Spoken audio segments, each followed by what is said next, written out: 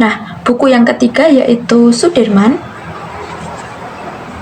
Buku ini ditulis oleh Krisna Bayu Aji dan Sriwintala Ahmad, kemudian diterbitkan oleh Araska Publisher pada tahun 2017.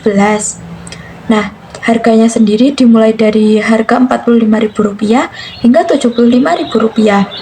Isi buku ini sendiri menjelaskan tentang perjalanan hidup Jenderal Sudirman sejak masa kecil hingga akhir hayatnya.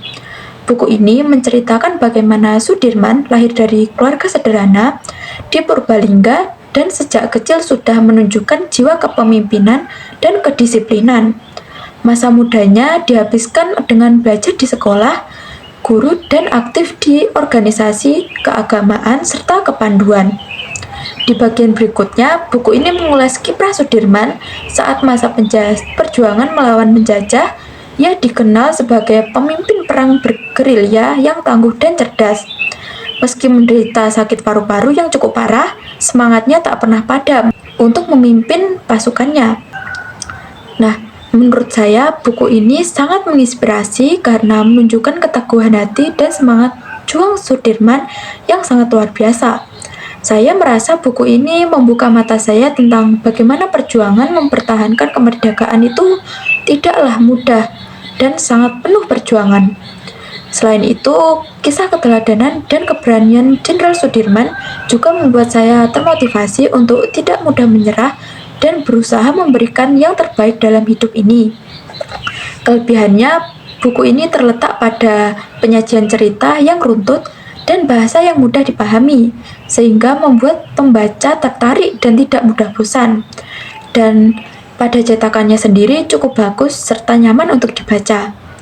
Nah, untuk kelemahannya sendiri, terdapat beberapa bagian yang terasa diulang-ulang, sehingga sedikit membosankan dari segi fisik.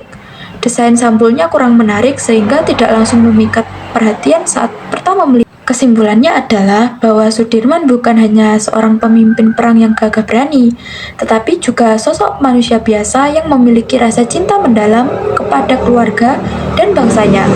Perjuangannya penuh pengorbanan dan tak hanya di medan perang melawan penjajah, tetapi juga dalam menjaga keharmonisan keluarga meski sakit parah.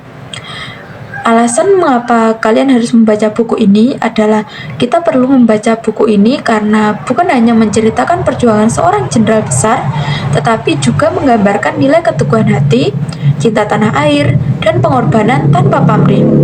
Dari buku ini juga kita bisa mendapat banyak sekali arti menjadi pemimpin sejati dan bagaimana kesetiaan dan bangsa, keluarga menjadi bagian penting dari perjuangan. Semua itu membuat buku ini layak untuk dihayati oleh generasi sekarang. Nah, itu semua buku yang sudah saya sampaikan.